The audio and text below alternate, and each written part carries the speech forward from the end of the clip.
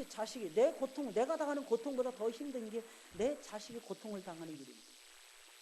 내 자식이 힘들어하는 시간을 보낼 때가 있다는 거예요. 그때 과연 우리는 이는 진실로 하나님의 아들이었도다, 이는 진실로 하나님의 사람이었도다 라고 하는 소리를 과연 들을 수 있겠느냐. 그 예수님은 그걸 본보기로 샘플로 우리에게 보여주신 거예요. 십자가에서 처형을 당하시면서도 이는 진실로 하나님의 아들이었다.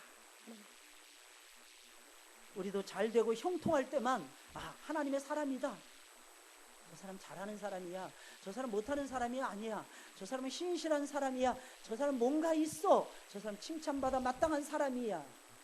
뭔가 일이 조그맣게 잘 돼도 세상 사람들은 이만큼 부풀려서 우리를 칭찬할 때가 있을 것입니다. 그때 우리는 이렇게 생각을 하죠. 내가 하나님을 믿어, 그래서 내가 이렇게 잘 되는 거야 말하고 싶겠죠. 그러나 과연 우리 주님께서는 무엇을 기뻐하십니까? 우리 아버지 되시는 하나님께서는 우리에게 무엇을 원하고 계실까? 예수님이 십자가의 형틀에 묶여서 돌아가시면서 못이 박혀서 죽으시면서 하나님의 아들다운 것을 보여주셨다는 것입니다. 내가 만난 고난과 고통을 어떤 모습으로 어떻게 감당해내느냐에 따라서 내가 진실로 하나님의 아들이 될 수도 있는 것입니다. 내가 진실로 죄송하지만 하나님의 아들이라고 하는 인정을 받지 못할 수도 있다는 것입니다. 그럼 예수님은 십자가의 죽음을 어떻게 감당하셨기에 이방인인 백부장으로부터 하나님의 아들이라고 하는 인정을 받게 된 것입니다. 우리는 우리에게 주어진 고난이 있어요. 우리에게 남겨진 죽음이라고 하는 강수가 있어요. 우리는 이것을 도대체 어떻게 감당해내야 우리를 향해서 주변에 있는 사람들, 심지어는 안 믿는 사람들도 내 모습을 바라보면서 이는 진실로 하나님의 아들이었습니다, 그런 인정을 받을 수 있겠느냐는 것입니다. 아주 분명한 것은 예수님께서는 그런 인정을 받으셨다는 거예요. 첫째로 그분은 왜 이런 인정을 받으셨을까요? 그분은 아무런 말도 하지 아니하시고 이 십자가의 죽음 앞에서 아무런 변명도 하지 아니하시고 아무런 핑계도 되지 아니하시고 아무런 엄살도 피우지 아니하시고 아주 의연하게 십자가의 죽음을 당하십니다. 예수님은 그 십자가의 참혹한 죽음을 당하시면서도 참혹했어요. 머리부터 발끝까지 전부 다 피투성이었어요. 이미 오래전에, 몇 시간 전에 이미 예수님의 머리는 터졌어요. 예수님의 심장이 터져나가고 있었어요. 예수님의 발가락, 예수님의 손가락, 예수님의 팔, 예수님의 다리, 예수님의 몸, 예수님의 배, 예수님의 어깨, 예수님의 얼굴, 예수님의 모든 것이 피투성이가 되어 있었다는 것입니다. 그런데도 불구하고 예수님께서는 그 모진 고통을 마지막 숨이 꼴딱꼴딱 넘어가는 십자가의 처형을 당하시면서도 예수님은 어쩌면 그렇게 한 번도 흐트러짐이 없이 너무너무 의연하게 그 죽음을 당하느냐는 것입니다. 빌라도가 예수님께 십자가의 처형을 언도하자마자 로마의 군병들이 분주하게 움직입니다. 예수님을 브라이도리온이라고 하는 뜰로 예수님을 끌고 갑니다. 거기서 그들이 할 수 있는 모든 고문을 다 합니다. 온갖 고문을 다 합니다. 채찍을 가합니다. 여러분, 계속해서 매질을 해댑니다. 그리고 예수님을 조롱하고 희롱을 합니다. 로마의 군병들은 예수님이 죽지 않을 정도로 심한 매질을 가했고 채찍질을 가했던 것입니다. 게다가 왕들이나 있는 홍포를 입히면서 가시로 만든 면류관을 씌워줄 때 예수님은 고통스러워하지 않을 수가 없었습니다. 그래서 예수님을 향해서 비웃으면서 유대인의 왕이여 평안하라, 예수님을 한껏 조롱을 합니다.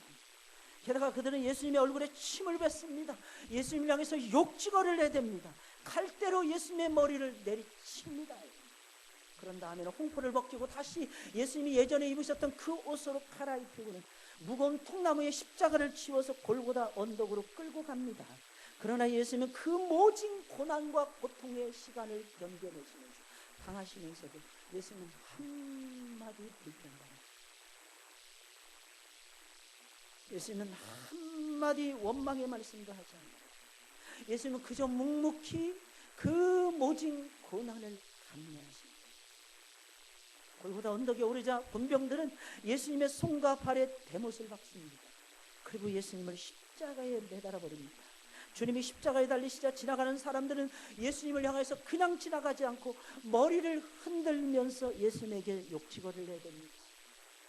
그들은 내가 만일 하나님의 아들이여든 십자가에서 내려오라. 이 말은 무슨 말이겠습니까? 내가 진정 하나님의 아들이라면 그 권능과 그 권세와 그 지혜를 가지고 십자가 위에서 내려와 보라는 뜻이었습니다.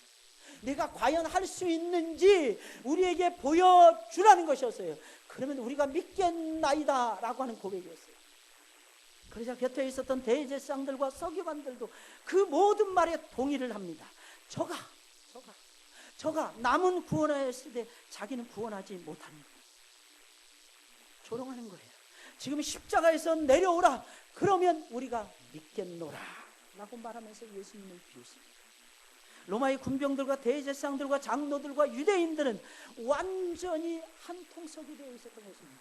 이들은 서로 다른 생각을 가지고 살았던 사람들이었어요. 이들은 목적이 전부 다 다른 사람들이었습니다. 이권이 서로 개입되어 있기 전에는요, 서로 동상이몽하면서 딴 생각을 가지면서 살았던 사람들이 이 사람들이었어요. 근데 참 신상합니다. 예수님을 십자가에서 못 박아서 죽이는 이유는 전부 다 하나가 돼요. 이상하죠? 사람들의 성격이 정말 이상하죠? 근데 여러분 알고 계십니까? 이 모습이 지금 현재 오늘을 살아가는 우리들의 모습이라고 하는 사실 아십니까?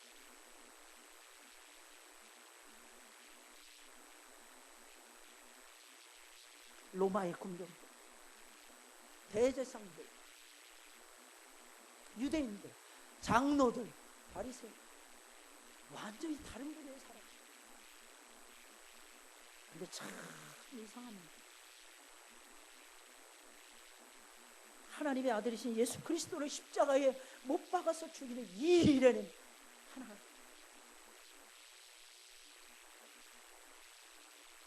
단 한 번도 입을 맞춰보지 않았던 사람들이었어요. 단 한 번도 이상과 사상을 노려본 적이 없었던 사람들이었어요. 생각이 완전히 달랐어요. 행하는 것이 완전히 달랐어요. 생활 습관이 완전히 달랐어요. 생활 수준이 완전히 달랐어요. 그런데 예수님을 십자가에 못 박는 일에는 이들이 하나가 되면서 마음껏 예수님을 조롱을 해대더니 모진 고통을 쉴 새 없이 가하고 있는 것입니다. 그럼에도 불구하고 예수님께서 아무런 말씀도 하지. 다만 그들이 하는 말을 조용히 들으셨습니다. 주님은 그 모진 고난을 당하시면서도 마치 도수장으로 끌려가는 한 마리의 어린 양처럼, 입을 꽉 담은 한 마리의 어린 양처럼 예수님은 아무런 말씀도 하지 않으십니다. 아마 보통 사람들 같았으면 그 정도의 조롱과 고통을 당하게 되면 하나님을 원망하든지 자신을 때리는 사람들에게 욕을 해대든지 했을 것입니다. 그러나 주님은 달랐어요. 그 누구를 향해서도 그 어떤 원망의 말이나 욕설도 가하지 아니하시고 그저 묵묵히 십자가의 고난을 짊어질 뿐입니다. 왜 주님은 아무런 말씀이나 행동도 취하지 않으신 것입니까? 그렇게 해야만이, 그 이유가 도대체 무엇입니까? 그렇게 해야만이 인류 구원의 대역사를 이루며 하나님 아버지의 뜻을 이 땅에서 이룰 수가 있었거든요. 주님은 힘이 없어서 참으신 것이 아니었어요. 말할 수 없어서 참으신 것이 아니었어요. 하나님의 뜻을 이루기 위해서 주님은 참으신 것입니다. 감당해내기 정말 힘든 고난. 말이 십자가지 머리부터 발끝까지 전부 다 찢어지는 아픔이었어요. 온 몸이 터져나가는 듯한 고통이었어요. 그러나 그 고통을 당하시면서, 감당하기 너무나도 처절하게 힘든 고통을 당하시면서 우리 주님께서는 묵묵히 참아내고 계십니다. 여러분들은 고난을 당할 때 어떤 모습을 취하고 계십니까? 목사님은 이런 거 안 당해봐서 모르실 것입니다. 모르겠죠. 제가 모를 수도 있겠죠. 그러나 과연 우리는 어떤 모습으로 지고 가는지, 예수님의 이 십자가의 마지막 죽음 앞에서 저와 여러분들은 고민하야만 될 것입니다. 십자가에 매달려 돌아가시면서도 아무런 원망의 말씀, 아무런 불평의 말씀도 하지 않으신 예수님처럼 저와 여러분들도 의연하게 고난을 당하고 계십니다. 아니면 열심히 하나님과 주변 사람들을 원망하며 있는 욕 없는 욕 다 쏟아내면서 원망 불평을 쏟아내고 계십니까? 하나님이 우리에게 감당하기 힘든 고난을 주신 것은 우리를 통해서 하나님의 뜻을 이루기 위한 하나님의 계획이 있었기 때문이었어요. 그런데 우리는 견디지 못하는 거죠. 하나님 앞에서 우리가 고난을 받는 이유가 무엇입니까? 하나님의 뜻이 있어서라는 거예요. 하나님의 뜻이. 그러므로 우리는 고난과 죽음 앞에서도 하나님의 뜻을 제일 먼저 생각하셔야 돼요. 하나님의 뜻이 무엇이었을까? 하나님의 뜻이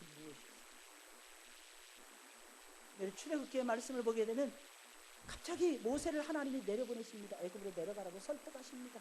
몇 번을 설득하셨는지 몰라요.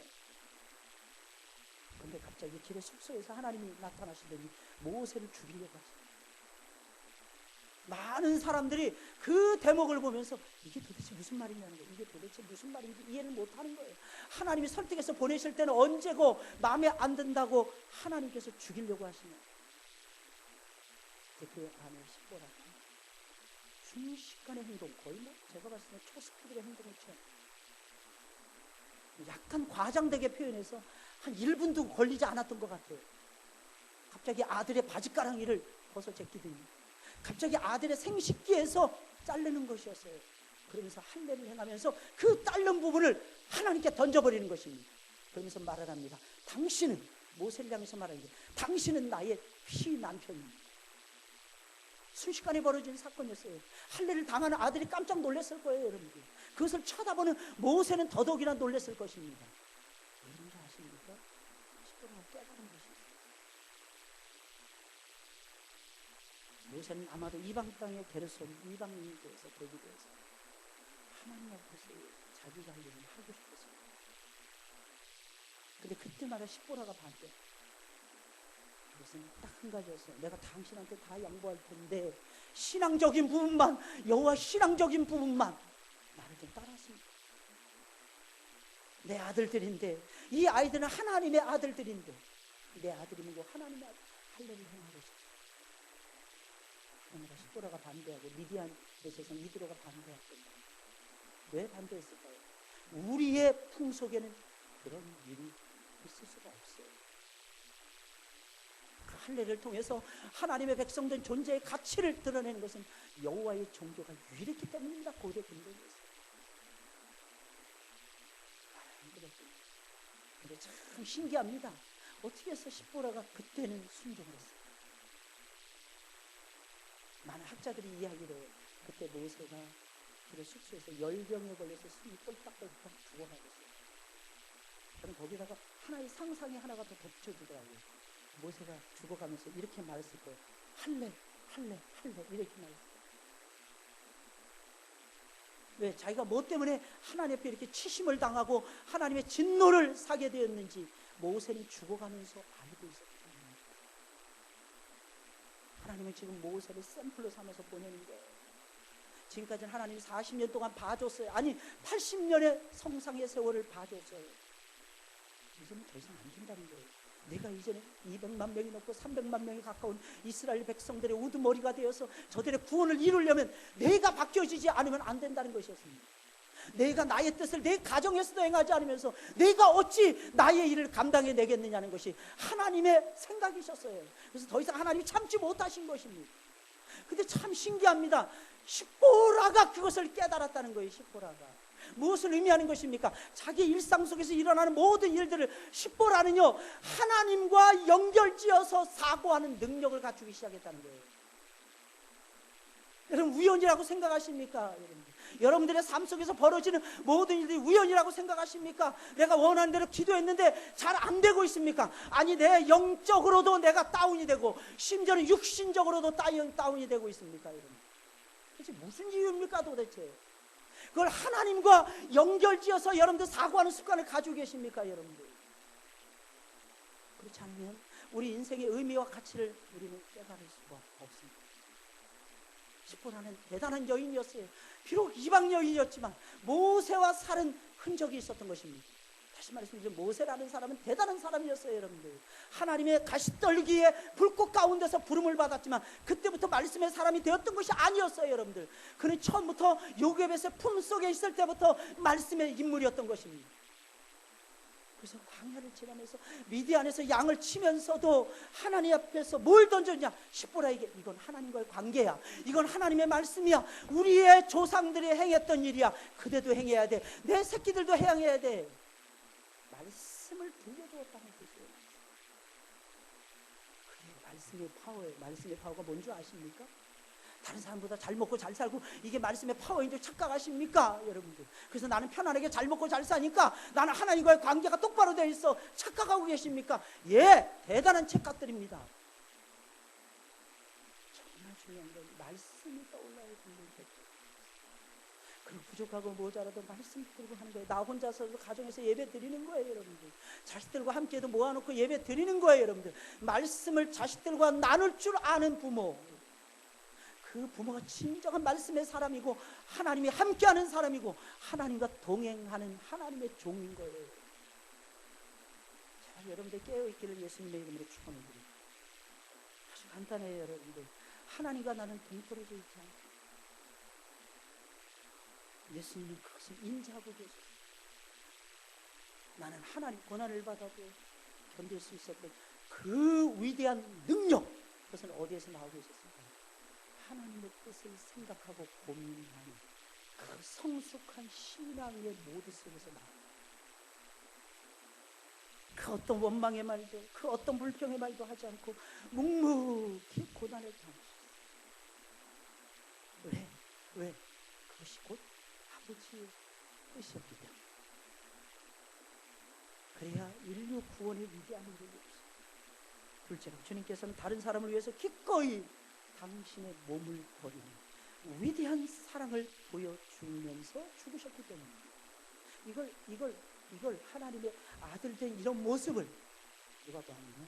바꾸자니 없어서 이방인 모습을. 대제사장들과 장로들은 저가 남은 구원하였으되 자기는 구원할 수 없도다라고 외치면서 십자가에 달리신 예수님을 한껏 조롱을 합니다. 그러나 그들의 말 속에는 아주 깊은 영적인 의미가 담겨져 있었던 것입니다. 그들은 예수님을 조롱하고 욕하기 위해서 이 말을 한 것이에요. 그러나 그들은 자기 자신도 모르는 사이에 예수님이 십자가에 달려 죽으시는 것은 자기 자신을 버려서라도 다른 영혼들을 구원하기 위한 것이라고 지금 간접적으로 외치고 있는 거예요, 지금.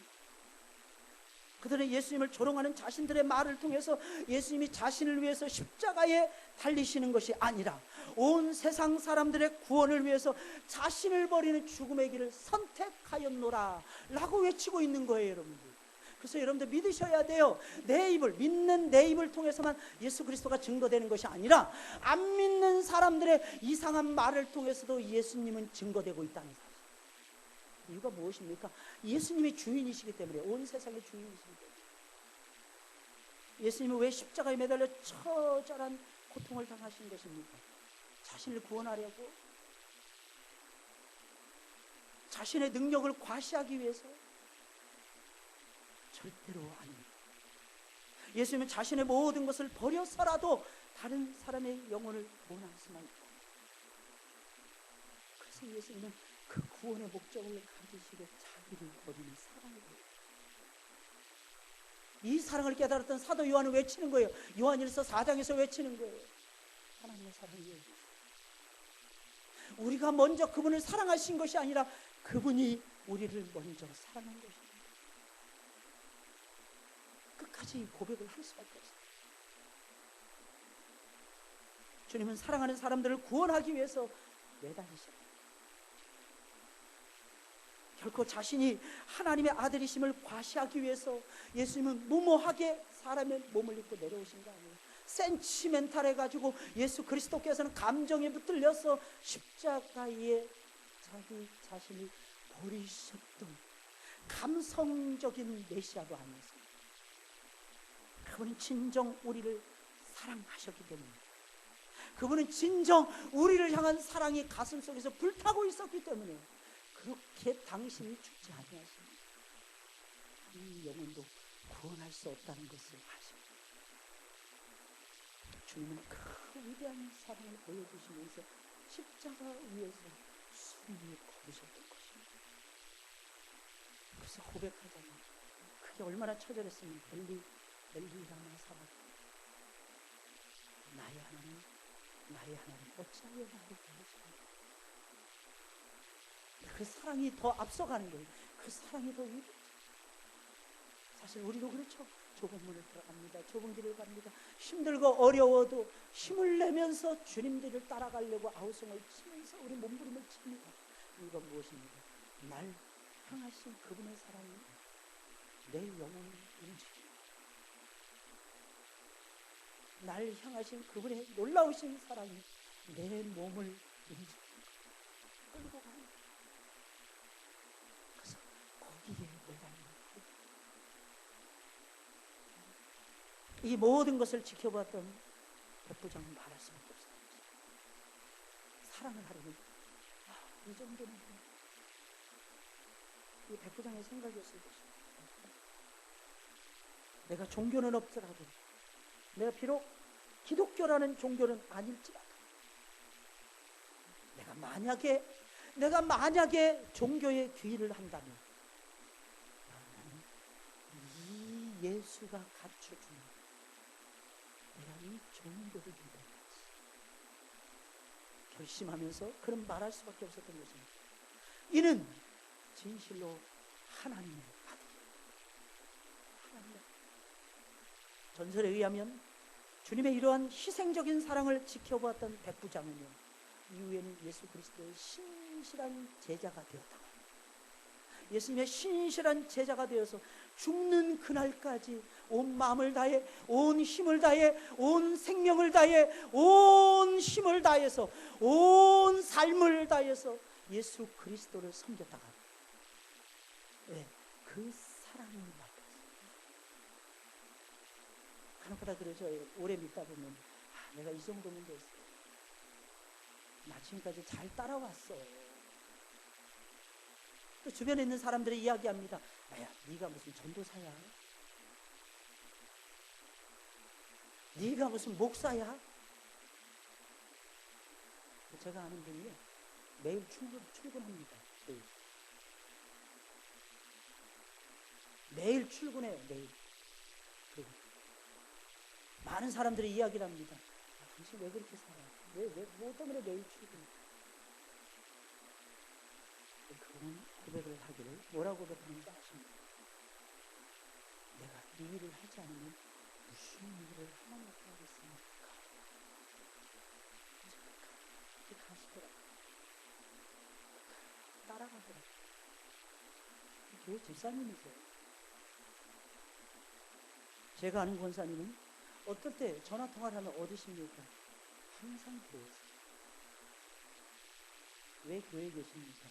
제가 오늘 당번이에요. 뭐 당번도 있습니까? 교회에? 네, 저희 교회는 당번이 있습니다. 뭐 하는 당번인데 하루 종일 교회를 지키는 당번. 꼼짝하지 않고 사무실 꽉 지키면서 전화를 다 받는 겁니다. 돌아가면서 사례가 아무것도 없고 그런 게 하시죠. 왜 그렇게 하십니까? 그분이 그렇게 고백했어요. 나 같은 죄는 사랑해 주신 게 너무 커서요. 나 같은 죄는 사랑해 주신 게 너무 커서요. 권사님이시래요. 연세가 50대 중반에 달려가지고 싫어합니다. 하나님의 사랑 때문에 어제도 여호수아가 전도한 거 아닙니까? 하나님의 사랑 때문에 셀장 하시는 거 아닙니까? 하나님의 사랑 때문에 찬양대원으로 서는 거 아닐까요? 하나님의 사랑 때문에 교사로서 수고하는 거 아닐까요? 하나님 아버지의 크신 사랑 때문에 예배를 드리시는 거 아닙니까? 그 사랑을 맛본 사람은요, 그 사랑에 젖을 수밖에 없잖아요. 마지막 세 번째로 예수님은 십자가에 매달려 죽으시면서까지 여러 가지 기적적인 역사를 베푸시면서 돌아가셨기 때문입니다. 보지 않고 믿는 것이 복이 있지만 사람들의 실체를 예수님은 너무나도 잘 아셨어요. 사람들은 눈으로 봐야 겨우 믿는다는 것을 예수님이 아셨어요. 그래서 예수님은 돌아가시면서까지도 예수님은 놀라운 기적을 베풀어 주십니다. 주님이 십자가에 달리신 지 3시간이 지나가자, 나 12시가 지나가는 거예요. 예수님이 십자가에 달리실 때가 9시였어요. 오전 9시. 유대인의 시간은 제3시였습니다. 근데 6시가 지나가자 갑자기 온 세상이 어둠에 잠기는 거예요. 근데 그 어둠이 무려 3시간 동안이나 계속되는 것이었어요. 그런데도 주님이 십자가에 달려 계신 그날 그 시간에는요, 웬만하면은 보통 여러분 일식이나 월식이 일어난다 할지라도 잠깐 빛을 잃고 마는 게 맞잖아요, 여러분. 무려 3시간 동안 어둠이 계속. 그런데도 주님이 십자가에 달리신 그날 그 시간에는 무려 3시간 동안이나 어둠이 온 세상을 다 지배해버립니다. 기적이 일어나, 온 세상을 어둠이 덮는 기적이 일어난 거예요. 하나님의 아들이 십자가에 매달려 처참하게 죽어가자 하늘도 빛을 잃은 거예요. 해도 빛을 잃은 거예요. 달도 빛을 잃은 거예요. 해조차 빛을 잃고 슬퍼하며 얼굴을 가린 것입니다. 무려 3시간 동안. 지금까지 백부장은 수많은 사람들을 처형을 집행을 해왔을 것입니다. 아마 백부장은 이렇게 생각했을지도 몰라요. 내가 왜 재수없게 사람들을 처형하는 이런 일만 내가 계속해야 되는가. 그렇겠어요? 안 그렇겠어요? 여러분들 같은 반복되는 사람을 죽이고 사람을 십자가에 매달고 그것도 가장 처참하게 죽어가는 그 몰골을 지켜봐야 되는 자신의 직업, 자신의 운명을 얼마나 탄식하면서 이 사람이 보내왔을까요? 여러분? 이 죽음은 다른 거예요. 처음부터 끝까지 의연한 모습을 보이죠. 처음부터 끝까지 원망, 불평 이런 것들이 하나도 없고 오히려 예수님이 입을 열 때마다 사랑이 느껴지는 거예요. 주여, 저들의 죄를 아버지, 저들의 죄를 용서하옵소서.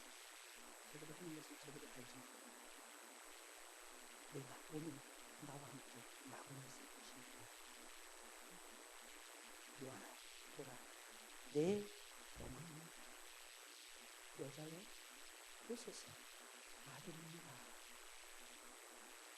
나의 하나님, 나의 하나님, 어찌하여 나를 도우시나. 내가 다 이루었니. 5시간이 지나갈 무렵에 주님이 외치십니다. 내가 목마르다. 그런 마지막으로 주님이 외치십니다. 아버지, 내 영혼이 아버지 손을 부탁하는 그 사랑의 말씀을 해가 비치 온 세상이 어둠 속에 잠기는 것입니다. 게다가 주님이 운명하실 때는 성전 안에 있었던 휘장이 위로부터 아래로 백부장은 수많은 사형을 집행해봤지만 이런 장관을 본 적이 더 신기한 것은 예루살렘 밖에 있었던 모든 무덤들이 쪼개집니다. 그리고 영혼들이, 사람들이 일어나고 살아나는 놀라운 기적의 역사가 벌어지는 거예요. 여러분들이 배너에서도 보셨죠? 그 정도가 아니었어요.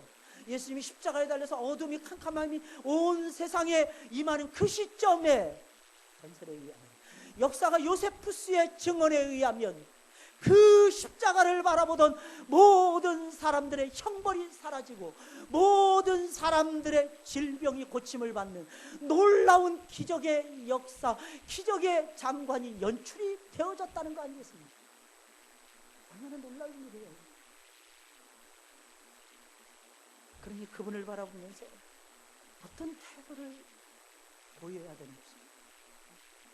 우리도 마찬가지 아닐까요? 우리는 그분을 진정 바라보는 것이 맞나요, 여러분? 그렇지. 마치 뱀에 물려, 불뱀에 물려 죽었던 사람들을 위해서 모세를 통해서 하나님이 놋뱀을 매달았을 때 사람들이 쳐다보는 즉 살리고, 오늘도 우리 주님은 우리에게 그 기적을 지금도 행하고 계십니다. 그 기적을 행하고 계십니다. 예수님 10년을 믿으셨습니까? 20년을 믿으셨습니까? 아직도 거듭나지 못하셨습니까? 아직도 여러분들의 일상 속에서 예수 그리스도가 보여주시는 기적을 체험하지 못한 채 한숨을 지으며 살아가고 계십니다. 십자가를 봐요. 십자가를 쳐다보세요. 십자가 쳐다보세요. 십자가. 우리를 살리신 것도 십자가. 우리의 삶이 존재하도록 만들어 준 것도 십자가입니다. 하나님을 믿으면 기적이 일어나게 되어 있습니다. 왜냐하면 예수님이 이 땅에 내려오신 것 자체가 기적이에요. 그 예수님을 나의 구주로 영접한 것이 기적입니다. 그러니 어떻게 기적이 안 일어날 수가 있겠어요? 기적은 지금도 일어나고 있습니다. 예수님을 온전히만 믿으세요. 예수님을 온전히만 따라가세요. 아무리 믿을 것이 많아도 다 제쳐놓으세요. 여러분 다 버리세요. 여러분들 온전히 예수님의 십자가만 의지하세요. 결정적인 순간에 사업이 안 되십니까? 예수님의 십자가를 붙잡으세요. 자녀들이 말을 안 듣고 속을 썩입니까? 예수님의 십자가를 딱 붙잡으세요. 여러분들 어느 교수님은 늘 물어본대잖아요. 여러분들 대학에서 대학원에서 신대원에서 입학시험을 볼 때마다 면접관이 될 때마다 늘 물어보는 장면이 이거랍니다. 그리고 신입생들이 입학을 하면 1년 내내 리포트를 쓰게 한답니다. 십자가에 관한 리포트. 처음에 학생들이 불평 우리가 이것도 모른단 말입니까? 그 교수님 하시는 말씀, 나는 40이 넘어도 이걸 잘 모르겠습니다. 나는 50이 넘어도 예수님의 그 위대하신 십자가의 사랑을 다 깨닫지 못하는 거예요. 이제 갓 20살이 넘은 그대들이 이것을 한단 말입니까? 돌아가세요. 다시 쓰세요. 다시 쓰세요. 무릎 꿇으세요. 기도하세요. 성경 다시 읽으세요. 그리고 다시 십자가의 품으로, 십자가의 앞으로 그대들의 영혼을 내려놓으세요. 사랑하는 여러분들, 어떻게 하나님의 아들이 죽는단 말입니까? 하나님의 아들이란 하나님의 유일하신 아들이란 뜻이에요. 하나님의 아들이란 그렇다면 하나님 자신을 의미하는 것입니다. 그런데 어떻게 하나님이 죽습니까? 그러나 분명히 주님은 십자가에 매달려서 돌아가셨어요. 나를 위해서, 나 같은 죄인, 알고 계십니까? 나 같은 죄인을 위해서, 나 같은 죄인을 살리기 위해서. 그러나 그분은 설령 죽는다 할지라도 여전히 하나님의 아들이셨어요. 할렐루야. 여전히 하나님의 아들. 우리도 마찬가지예요. 영적인 침체가 오십니다. 그때도 여전히 하나님의 아들다운 면모를 갖추어 삶의 공고함이 여러분들에게 엄습될 것입니다. 앞으로는 더 힘든 일들이 여러분들 삶 속에서 벌어질지도 모릅니다.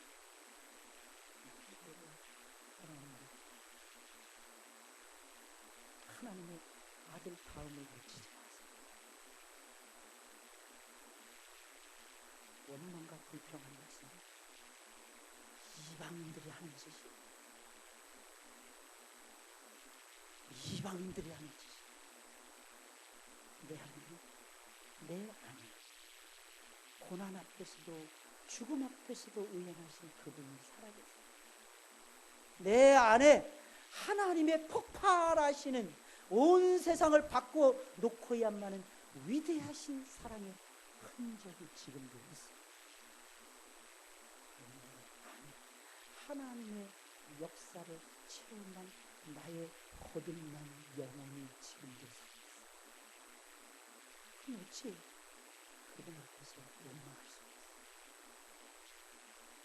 찬송을 부르세요. 더 크게 부르세요. 한 번 불러서 안 되면 두 번 부르세요. 두 번 불러서 안 되면 10번 부르세요. 찬송은 역사하는 능력이 있어요. 기도하세요. 무릎 꿇어서 부르세요. 십자가, 십자가. 나의 마음에 큰 고통이 사라져. 십자가, 십자가. 6월절 어린 양 되신 그 예수님, 그 예수 그리스도의 그 자취, 내 안에서 나를 이끌어가게. 내가 주님께 내 영혼을 맡깁니다. 내 인격을 드리나 내 삶을 전부를 드리나 맡길게. 그러면서 그게 고난주간에 우리가 해야 되는 일이죠. 할렐루야. 하나님 앞에 헌금도 준비할 때 봉투 받으셨죠, 그죠? 부활절 감사하고 봉투 받으셨어요. 정말 기쁨으로 헌금. 생애 최고의 기적, 생애 최대의 모험 무엇입니까?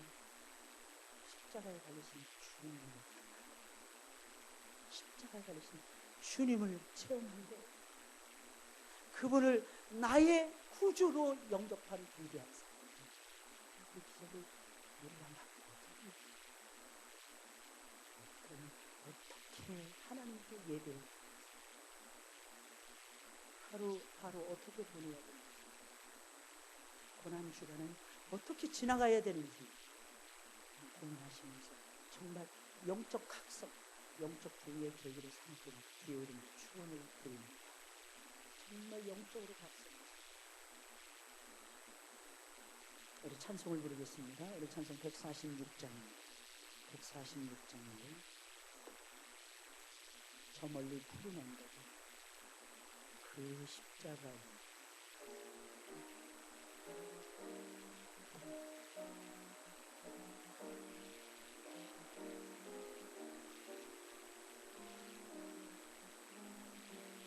저 멀리